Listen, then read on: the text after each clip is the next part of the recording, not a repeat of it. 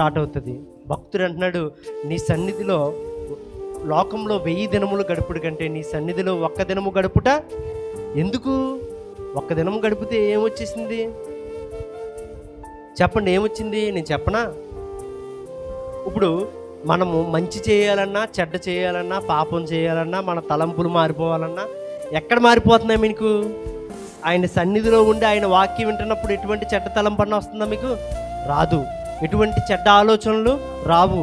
అంటే పాపం చేసే అవకాశం ఆయన సన్నిధిలో ఉండదు. అవునా? అంటే ఇప్పుడు 1 గంట ఉంటాం, 2 గంటలు ఉంటాం, లేదా 1 రోజు ఉంటాం ఆయన సన్నిధిలో ఉన్నప్పుడు ఖచ్చితంగా చెడ్డకు మనం ఏమవుతున్నాం? దూరం అవుతున్నాం. ఒక్క దినం ఉంటేనే అలా ఉంటే మరి ప్రతిరోజు ఆయన సన్నిధిలో ఉంటే? అందుకే చెప్తున్నాడు భక్తుడైన దావీదు, ఎంతో లోతైన భావంతో చెప్తున్నాడు, నీ సన్నిధిలో ఒక్క దినము గడుపుట శ్రేష్టమని చెప్తున్నాడు. దేవుని నామానికి మహిమ కలుగును.